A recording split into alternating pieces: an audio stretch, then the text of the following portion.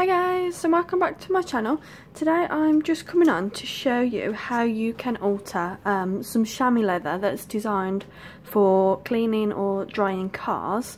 I actually got these from Poundland. I'm sure you can get them in lots of pound stores or dollar stores across the world. They first of all look like this. I got one that was all stitched together. So it wasn't the best quality. Some of it is smooth, some of it's smooth and some of it's rough.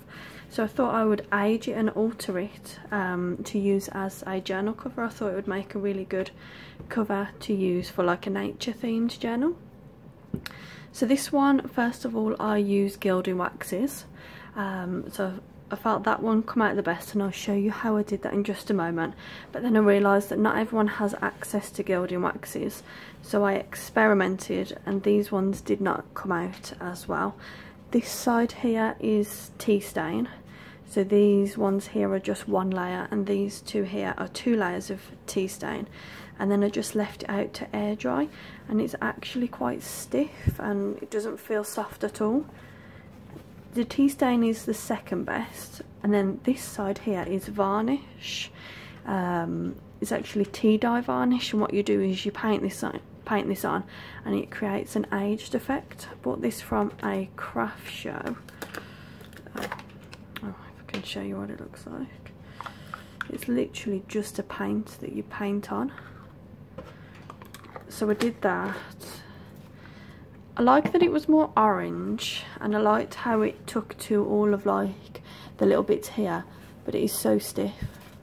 It literally doesn't bend at all, whereas this one, it's so soft and it really feels like it's leather or suede.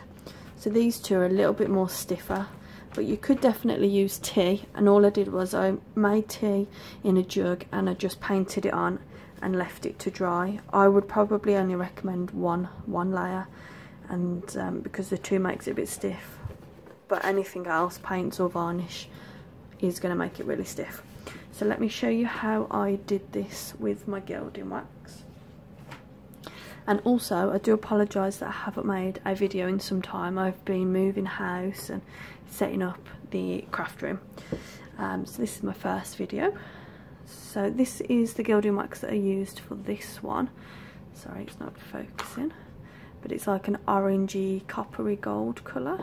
See if I can get it to focus. Oh, there you go. So that's what I used. It's called Antique Gold. This was actually quite expensive because it's quite a big jar. It was £12. I think I might have been ripped off. But then I got this smaller one, which is an orange chic pumpkin. So I used that one, and in places I also dabbed a little bit of silver. But you can literally use whatever colour gilding waxes you have, or whatever effect you want. Okay, so really cheap chamois leather and it will come up a treat. Okay, so I'm just going to touch it up. It only took one layer, but some areas in it are dull, and I thought I would just touch it up just so you could see the technique. Or what I might do is might use the back of the other one, because I'm not going to use this. I'll probably chuck this away, so let me actually do it on here for you.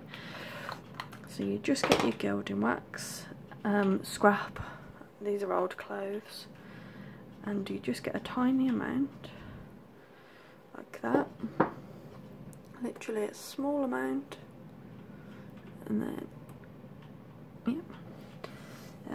so we'll go for this one. This one is quite smooth, and all you do is just spread it out and work it in. I find that the more you work it in, the more it actually loses its metallic. So as you can see there, where I'm not focusing here, where I started was here, and then I've blended out to there, so it's done like a gold and a brown colour.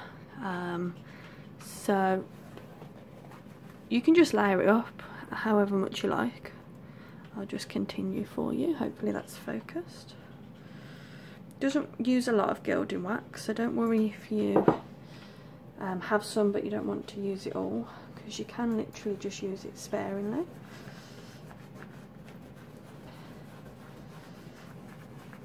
But I think this is a brilliant way to make an actual leather journal cover for what, £1, $1, however much they are and wherever you live,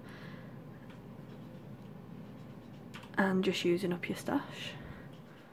So a little bit of orange, and then you can just add in little flares of colour. And this is all I did, is I just carried on working in all of the colours across the whole of the fabric. And then what I did is, because you're obviously losing the stitching, aren't you? You're losing the colour of the stitching again, just a small amount. I went over and I re-zigzag stitched it with my machine.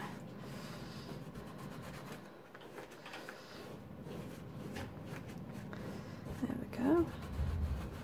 Sorry if you can hear any noises in the background or anything like that. The boiler's in the craft room. And I have also got blue. I don't think I'm going to try blue on this one, but I might try it. Just a little bit of silver.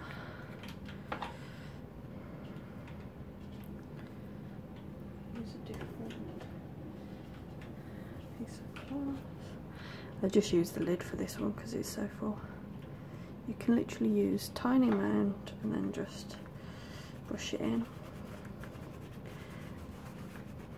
And it's a lovely aged browny colour, and it doesn't matter, obviously that looks quite odd there, just a bit of silver, but when you're going to build up all of the squares together, it really just comes together, because as you can see, this one here, you can now see that it's a little bit more random with the colours that I've put down, but I really like this. And then all I did was I left it to dry overnight. I just lay it flat on the desk and I left it to dry overnight, and then the next day I got my shoe polishes. I'll show you. Now I'm not sure if this is a regular thing because I've never seen this before. I've got a neutral, let me feel focus, neutral shoe polish, and all it is, it's just clear. And all I did was, because I didn't want the gilding wax transferring, I just put a neutral shoe polish all the way over, the exact same way that you did with the gilding wax, just layer it over and buff it all in. And I don't know whether the gilding wax did itself or the shoe polish actually did help. It might just been a combination of the two, or leaving it to dry even longer. So if you don't have that, you can always try a different type of sealant, or just trying to allow it to dry for a little bit longer.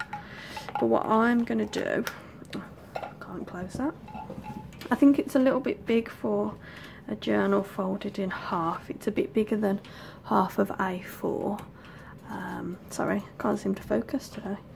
So it's a bit bigger than half of A4, so what I'll probably do is fold that up or cut that off, make it into a journal, that sort of size. I think that is absolutely fab. There we go. So I hope you found this quick little how-to useful. I'm sorry that I couldn't film the whole process for you. I did originally want to film the whole thing, but as you can appreciate, it's a bit of an experiment, and like I say, I've been moving house, but I wanted to come on and do the comparison with the two because I know everyone doesn't have gilding wax. But I hope you guys enjoy this. Again, this is the label that was on my chamois leather. So I hope you guys find something in your local pound or dollar store and get using. Don't forget to show me anything that you make using this technique. I'll leave my Instagram down below. You can tag me on Instagram. And also, if you want to check out my craft room, I've just uploaded a short little video of the craft room on there. So bye!